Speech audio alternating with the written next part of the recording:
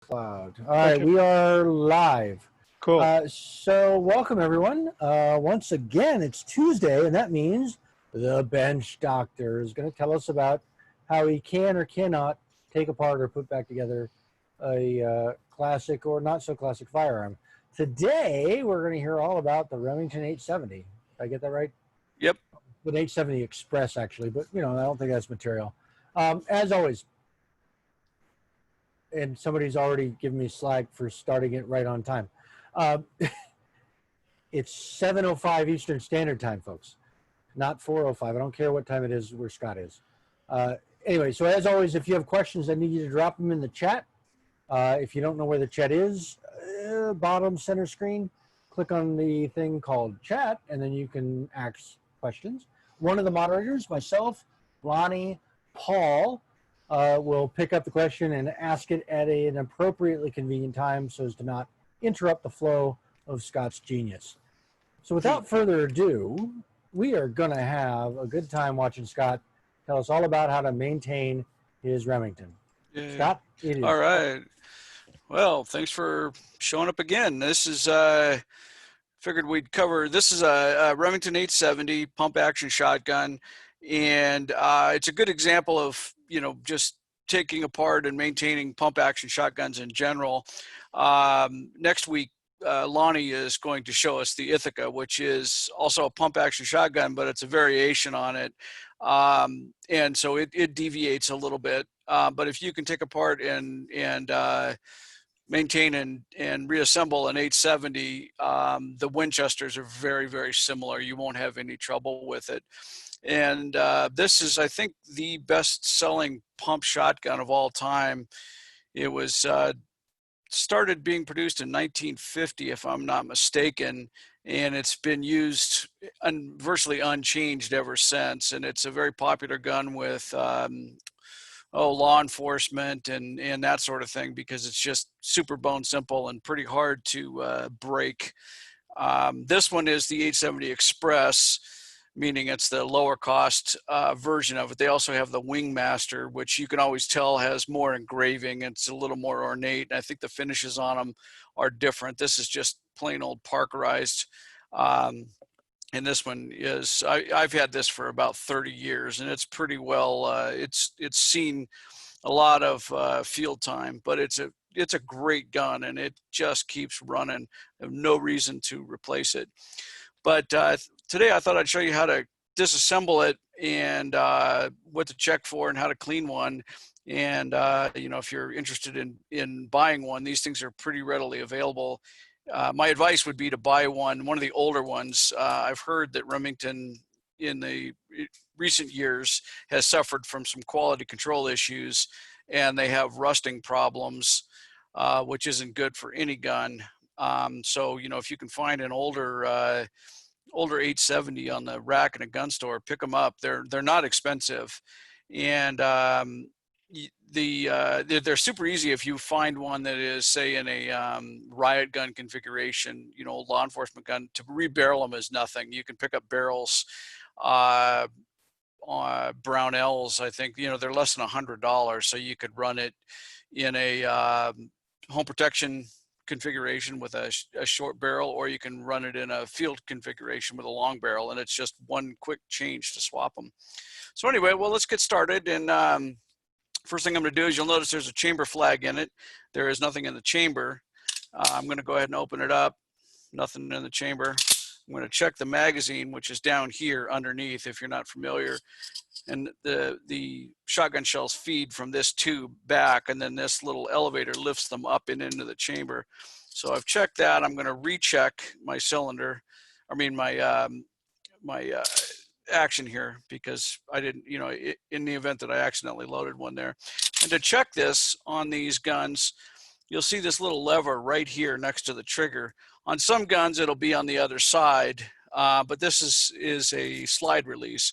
And what it does is you press that, and it allows you to operate the slide without a shell in the chamber. So anyway, that's how you would make one safe. So to disassemble one of these, the first thing I do is I take this nut up here off the top of the magazine tube, and it just unscrews, and you'll see it's ratcheted on there, so you can't over tighten this thing. So you just unscrew it, and it doesn't need to be Gorilla tight when you put it back together either. So it looks like that. Now you'll notice, this is long, so I'm going to have to kind of maneuver things around, but we have this retainer right here, and this is pressure fit in there. It's not threaded, so to get it out, it's not hard. I just take a little punch or a screwdriver and I just kind of pry it around the edges and it pops right out. And there is, you know, be aware that there is a spring in here. It's not going to shoot out at warp speed, but it will pop up just a little bit. So I just kind of work it out a little bit at a time. I don't want to bend it up, but I think the later 870s have a slightly different way of retaining this spring. This is an old shotgun with the old keeper on it, but the new one shouldn't be much different. So that comes off. Now this is a plug that limits the number of shells that I can keep in the gun for hunting purposes. They won't allow you to, you know, in some states it's 3 + 1 in the chamber. And I believe that's what it is here in Oregon. So I have a plug in it to restrict that. So you just slide that spring right out the top like so.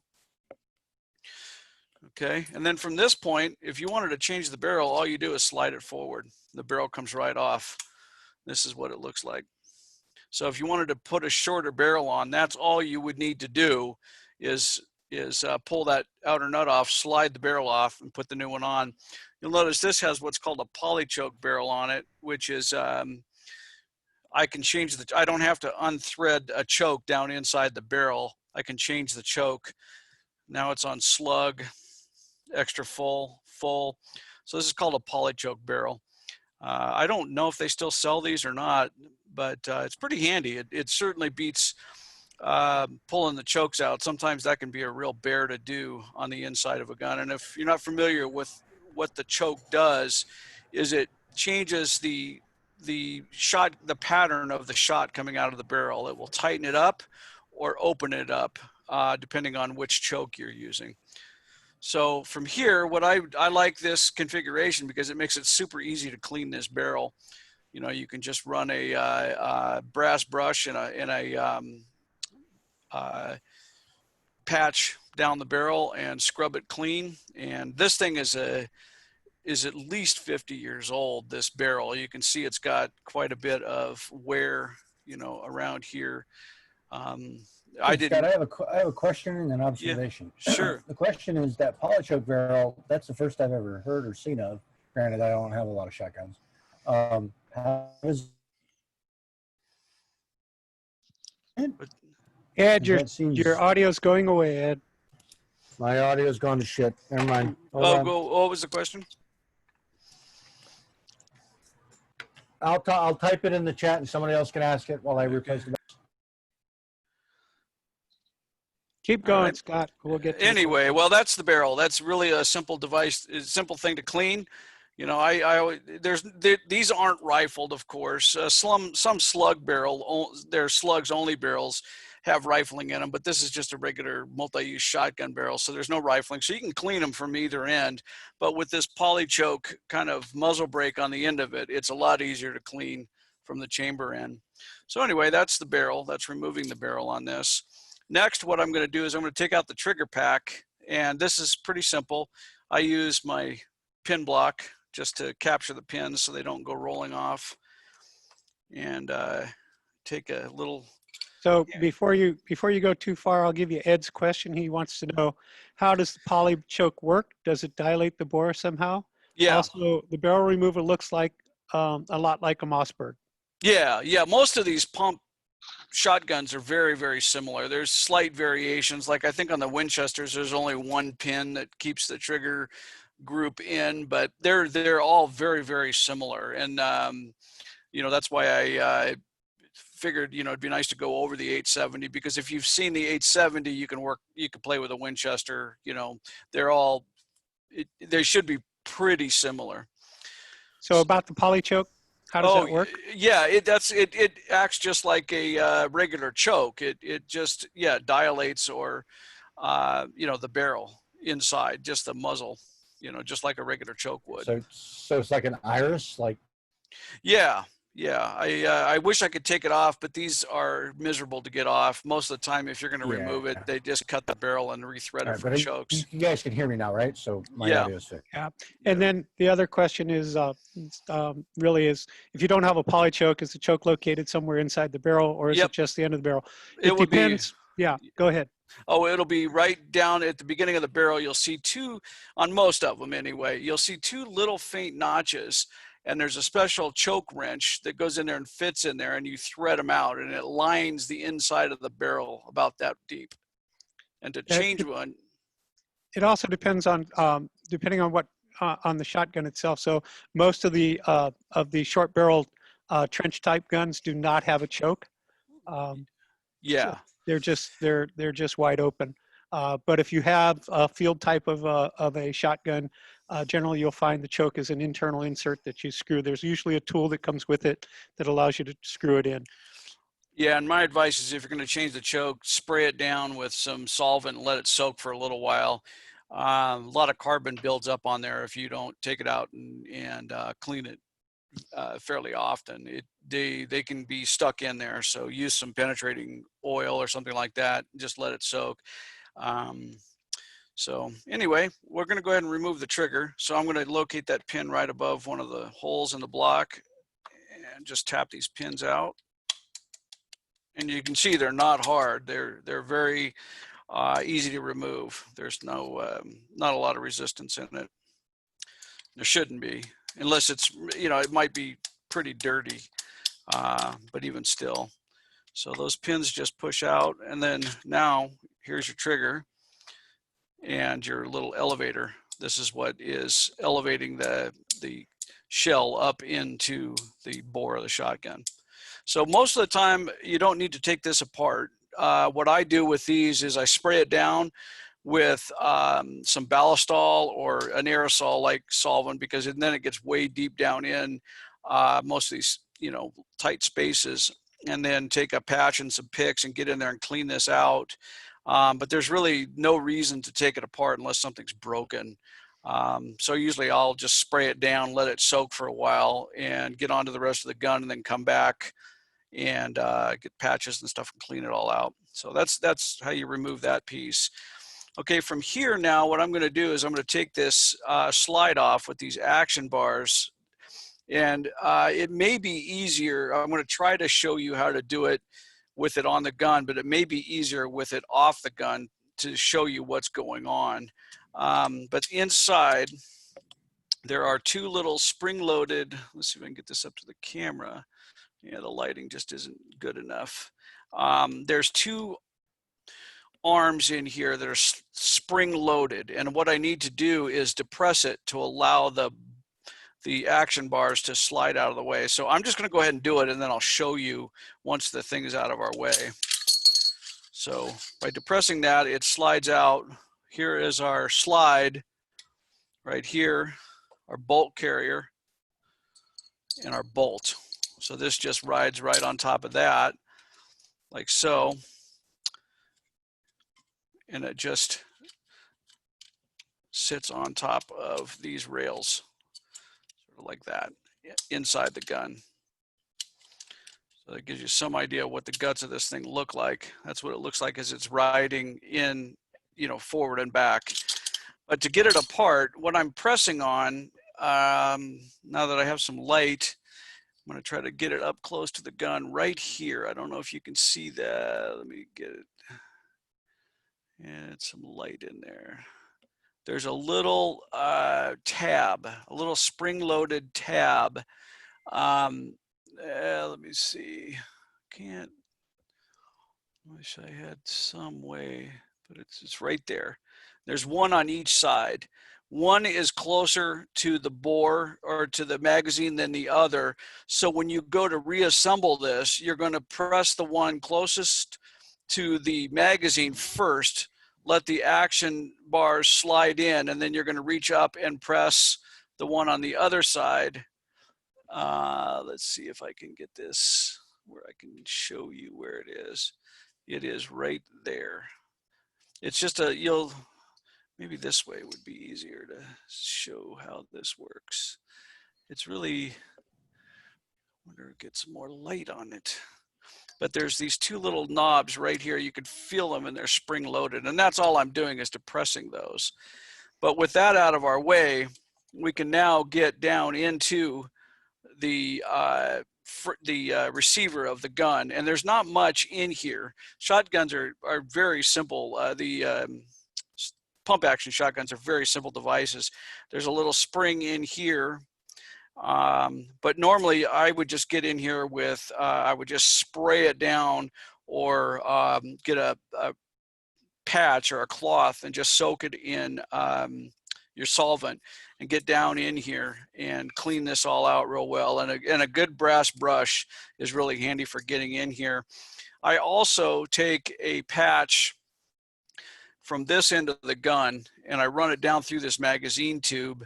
And because what happens is as you're loading this thing in the field, a lot of dust and dirt and stuff gets up in here because you're loading it from the bottom this way, you know, and if you've been dropping shells on the ground or whatever, you're pushing dirt up into this tube. So it's a good idea to take a shotgun cleaning kit and clean down in there. And you don't want this to get really oily inside because that dirt and stuff will just form a sludge. So I run a wet patch down it and then I run a couple of dry patches down it and dry it out and make sure it's nice and clean.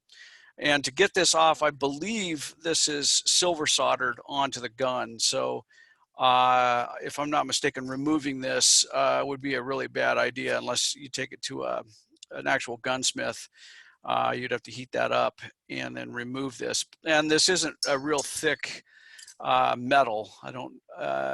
So you would probably crush it if you tried to grab a hold of it and unthread it with something. So normally you don't need to mess with this at all.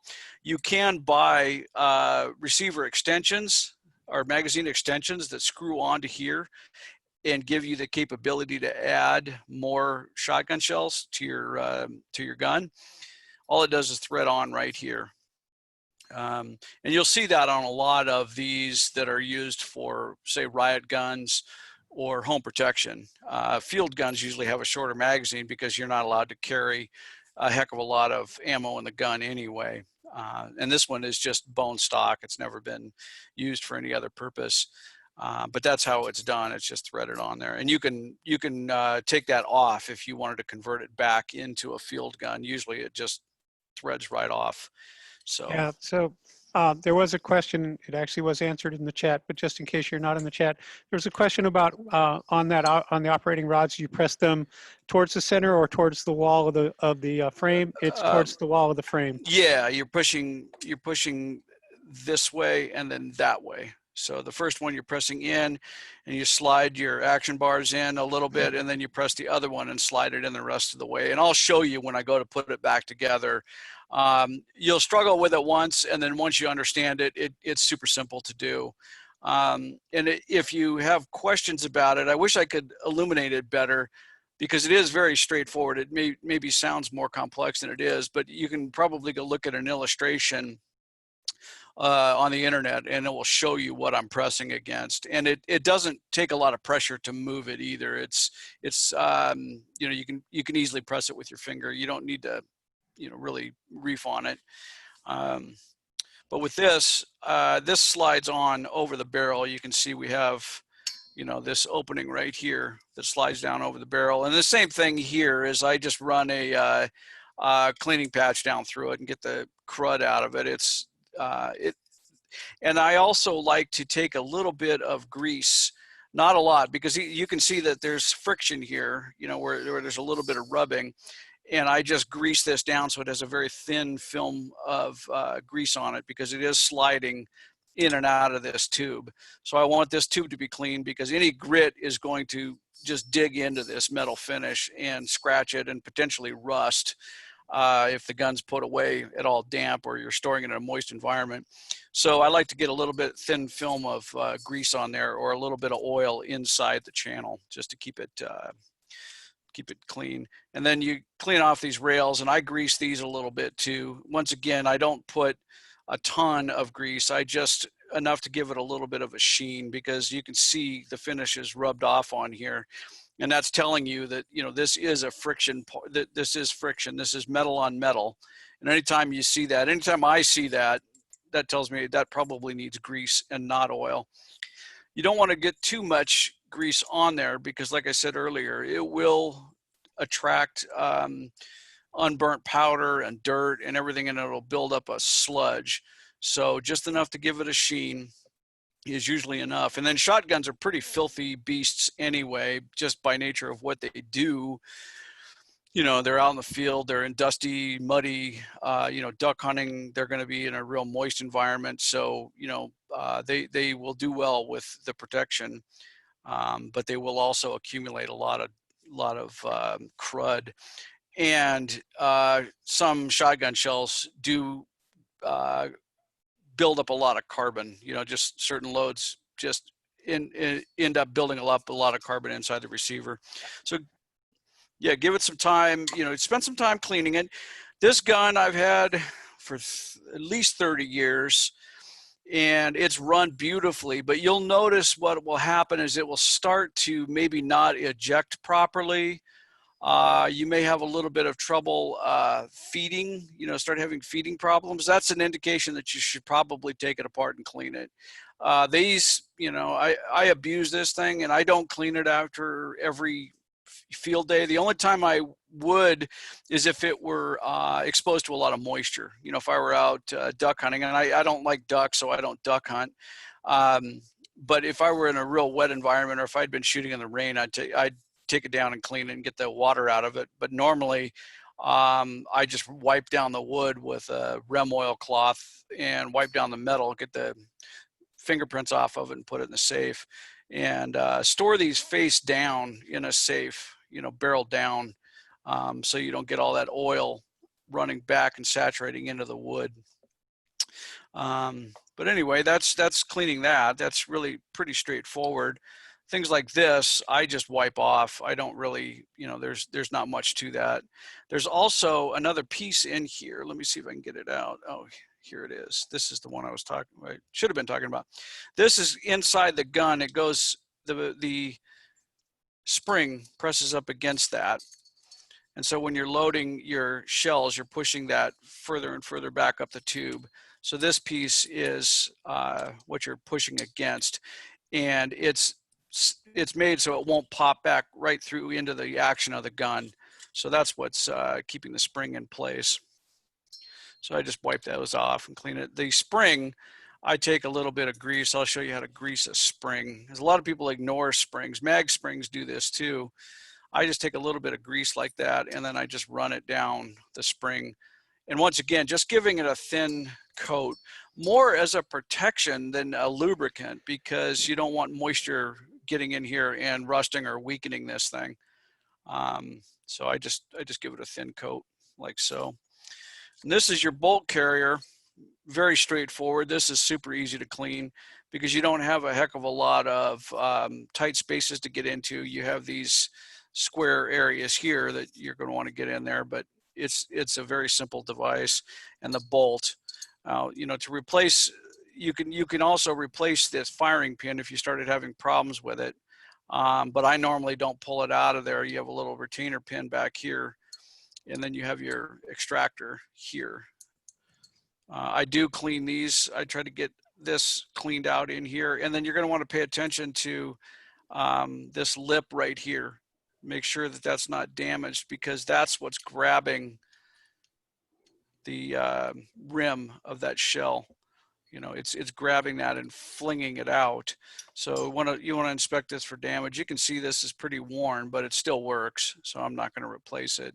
But you can also see how much wear there is. This bolt was black when this gun was new, but it's been racked so many times that the bluing is just worn off of it, which is another indication that you're going to want to put grease on this. And once again, I just give it a thin coating to give it a little bit of a sheen. And I don't put oil or grease down in on the firing pin because you don't want to gum up this spring. You don't want any of these firing pin springs to get crud built up in there, because it will cause it to not work properly. So I just leave that dry. Question, Scott, do you ever Yeah. take out the extractor to clean? No. Or only when you're ready to replace it? Only if I was going to, if it stopped working, I would just take it out and replace it. But normally I don't take them out. Probably should, but heck, the thing's run 30 years without doing it. So, you know, I think if I ever do, it'll just get replaced. It just, to me, I don't want to fiddle with it any more than I need to. So that's pretty much all there is really to one of these, most pump shotguns. Like I said, the Ithaca is a little bit of a different beast, but Lonnie's going to show us that one next week. To get this stock off, you have your butt pad back here, and there's a screw that goes up in there and holds it. I don't want to do that. Take it apart just for your viewing pleasure, because Ed would get a sadistic pleasure out of watching me struggle. So there's two screws here. Yeah, but my internet's unreliable and nobody could hear me laugh. You'll get to see me do that in order to take down the Ithaca next week. Yeah, I think you have to do a prostate exam on yours. I don't on this one. But what you will notice, there's a little spacer right here. And a lot of people, the fitting of shotguns is a big deal to a lot of people. And so what they'll do is they'll change the geometry or the thickness of this pad. So they might put a thicker pad on, they might put a thinner pad on. Sometimes people trim the stocks, and then somebody comes back behind them and puts a spacer in there to return it back to its original length. But you know, there's a lot of customization on shotgun stocks to fit them to individual shooters. You know, a smaller shooter may want a shorter buttstock on the gun. So, you know, sometimes you'll see stuff like that, but don't let it deter you. And the nice thing about the 870 is parts are available everywhere for these things. There's millions of them. So anything that's broken in one of these things is pretty easy to fix, short of maybe the magazine tube. But even then, I'm sure you could get a gunsmith to remove and replace one fairly easily. It wouldn't be a lot of work. Or the receiver, which is the serialized piece. If that was cracked, the gun's probably no good. But beyond that, it's a very simple device. So that's pretty much it for taking it apart and maintaining one. So let's go ahead and put it back together. I'm going to start by putting my bolt carrier and action rod back in. So what you need to do is, you'll see the longer piece of this rail fits on the back, and you'll see these two tabs correspond to that notch on these bars. So it just fits in there like that. And then when you put your bolt on, you want your extractor facing forward on the right hand side, and it just sets right down in there like that. So then you slide your magazine tube right down the tube of the slide, and then you'll notice right here I can't push it any farther. So what I'm going to do is reach in, and I'm going to press that tab I was speaking of earlier. And you have two of them. You got to do one on one side and one on the other. The first one is closest, so it's on the right side of the gun. You have to press that, and then you have to reach in here and press the second one. And now it's in. That's all there is to it. So that's the slide completely reassembled. Okay. And from here, I'm now going to put my trigger back in it. And oops, your elevator, of course, goes forward. And it just kind of drops into place like so. And then I'm going to do there's my pin, and my other pin.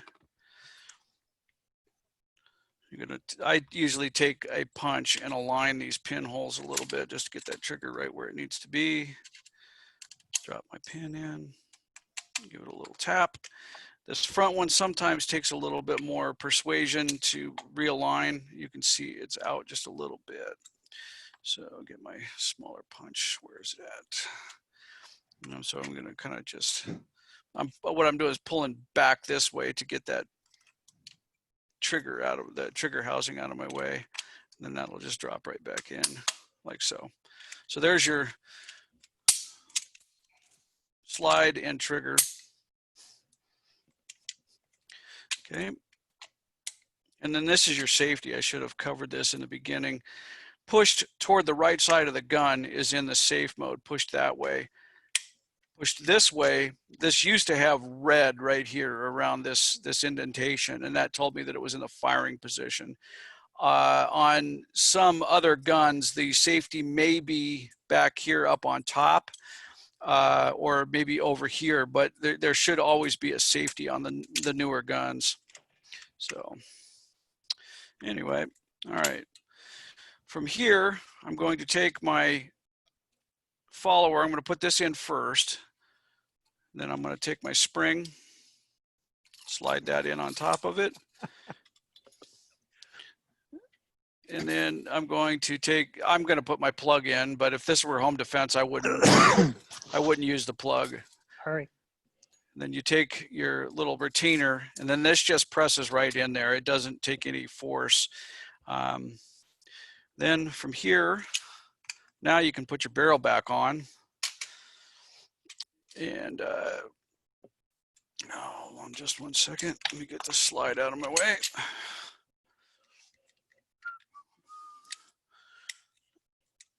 All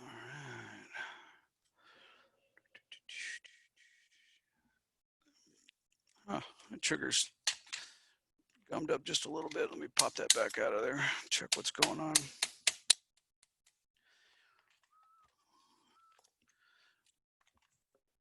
Why is it? Wouldn't be one of your shows, Scott. No, Have one problem. I don't know why the trigger just doesn't. Oh, I see that upper pin is. For full disclosure, he actually took it apart and put it back together inside 3 minutes just before the video started. So yeah, I don't know why that's. And I assume my audio is intelligible now, by the way. It is. See, that slide is stuck now. Why is it stuck? That's weird. It really wouldn't be a Scott video. No. Yeah. There we go. Yay. Yeah. All right. I don't know what was happening there, but anyway, you get to see. So what did you do to fix it? Because everybody else is going to have exactly that problem. I just mortared it. He forced it. He hit it really hard. I think what happened is that the slide rails weren't quite engaged right. Yeah, I think it must not have been. But the old AR-15 mortar it. If you don't know what mortaring is, that's just slamming the butt against it. Hit it with a hammer. Yeah, more or less, more force. Or hit it as a hammer. Yeah. Use inertia. So. I think it's performance anxiety. I think that's what this is. It is. It could be. Well, it's also doing things in a orientation that you're not used to. You put it right back together inside of 3 minutes. Oh, I know. I can unmute everybody and they can laugh. No, that's all right. Oh, don't do that, Ed. All right, so get that back where it needs to be. Hey, we've got 22 minutes. We got 22 minutes to kill, so take your time, Scott. Nah, it's almost done. Put my pin back in. This pin back in there.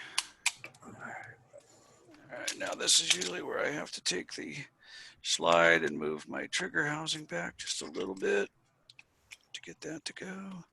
Tap that in there like so. All right. See, it's stuck again. There it goes. Mortar it. All right, so now I'm going to put my barrel back on.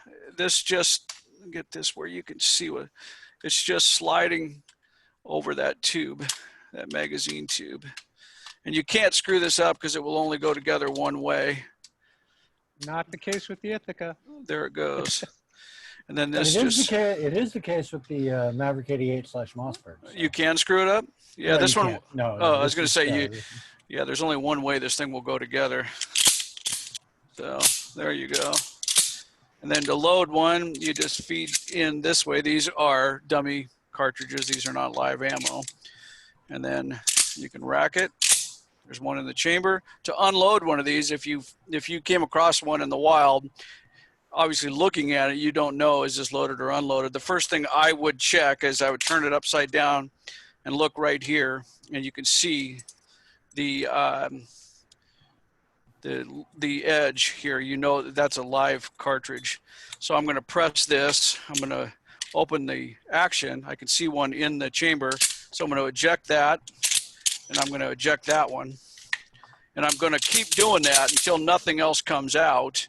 I'm going to check my bore, close the action, and check the magazine again to make sure that it is empty, and then open it. And you have to hold that little lever down to Yeah, jack that slide. You have this slide release here that if there's not a round in there, you won't be able to open it. So you just press that and keep working that action until nothing. Oh, we lost his video. Lost Scott. Oh, well, that was excellent timing. Yeah. All right. So if you haven't subscribed to the YouTube channel, you should go out and subscribe to that. Shit, where's Mike? Mike's usually the guy that does all this for me. Yeah, Mike has been working. He's building houses or something. Yeah, putting cedar siding on a cabin. All right. So we'll give Scott another minute to come back, but I think he was largely concluded. Yeah. Anybody want to queue up some questions in the chat so when he does come back, we can ask him? Oh yeah, Karen was kind of curious, and hopefully when Mark gets back, or when Scott gets back, we can have this discussion. The idea of the Remington over, let's see, what was it, Karen? Oh, the Mossberg. No, that was a people being jerks about on the internet kind of thing, I think. But well, she actually has a question about it from a perspective of a gunsmith. I've never owned a Remington. I have a Mossberg Tactical that I kind of like, but my shotgun's been the Ithaca, which is 40 years old now, and I've got a Stoger for 3-gun, and I just picked up the Mossberg Tactical. So I have a Maverick 88, which is a Mossberg 500, if I recall the equivalency table correctly.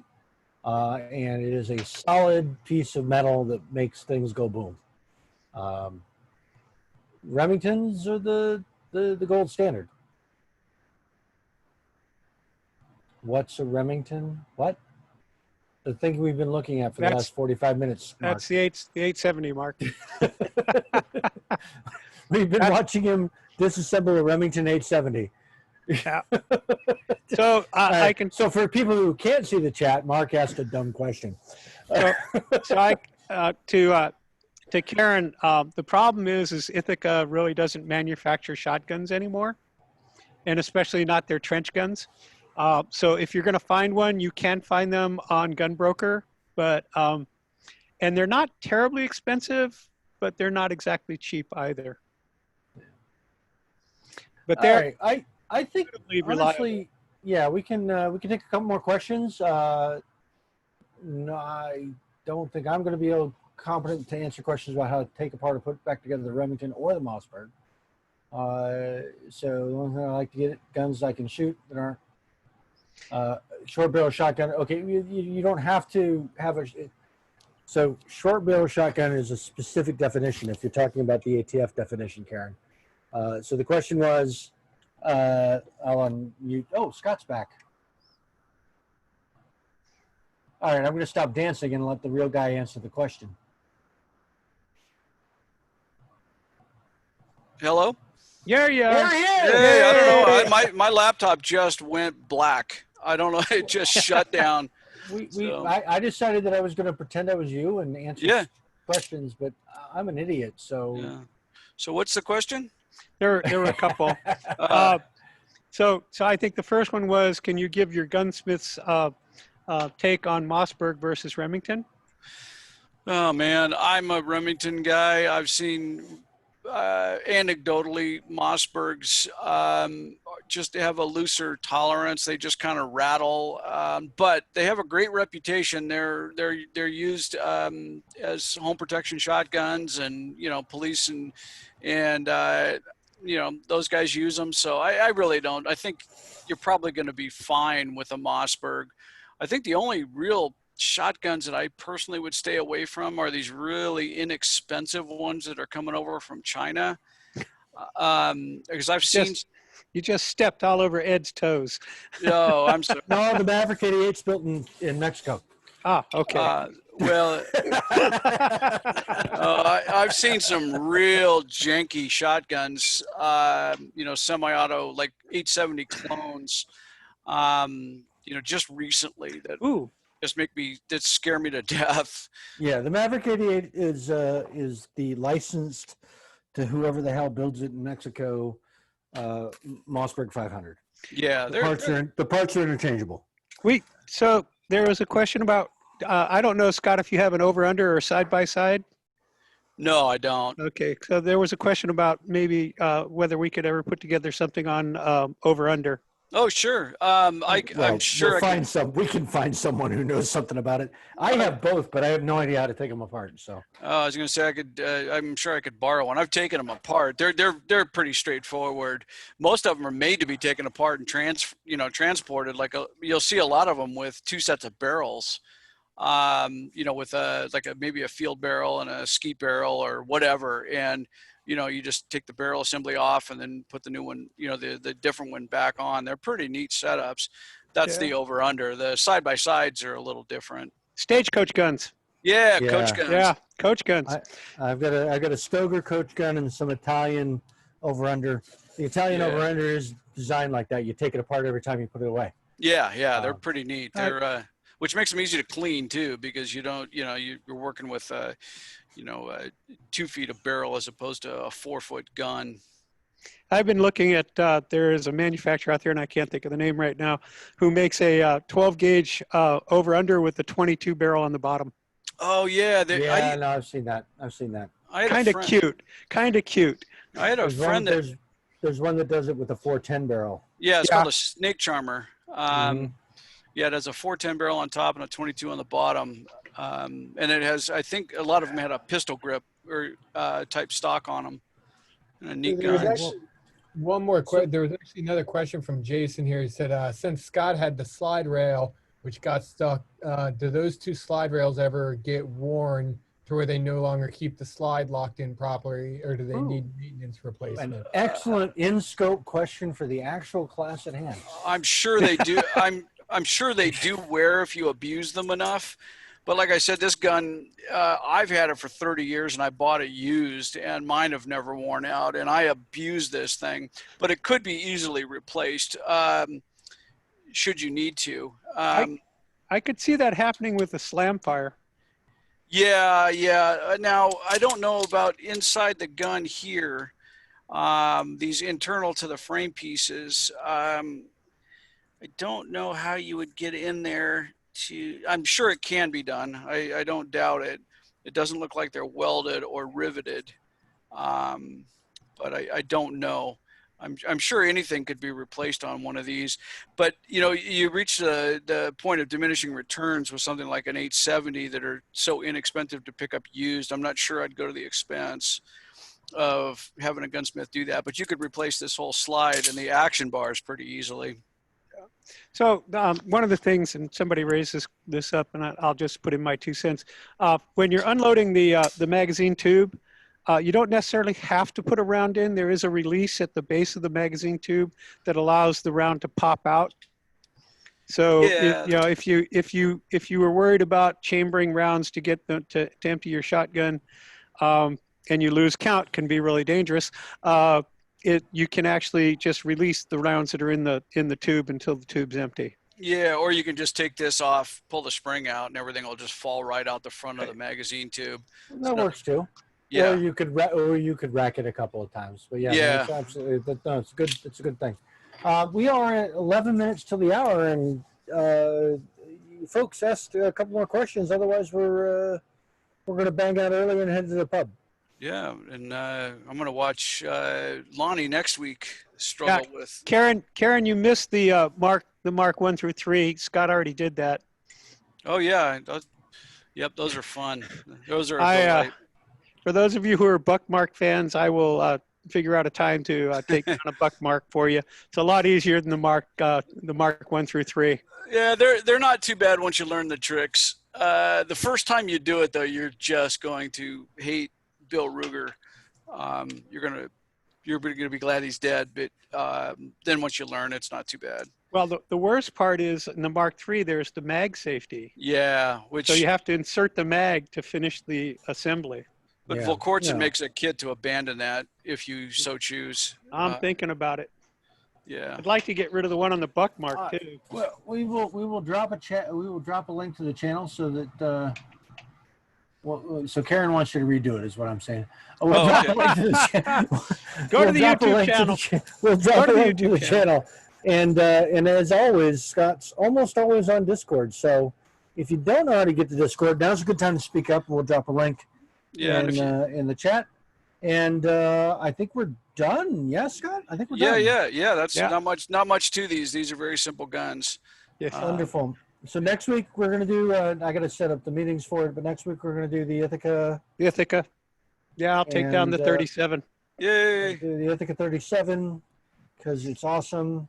And mostly just so we can laugh at Lonnie. I'm this going to time be instead of practicing Scott. taking that thing apart and putting it back together all week because it's been years. Practice a It's been lot. years since I pulled this thing completely down. That's the thing. That's the And- beauty of most of these is they don't need to be taken apart all that often.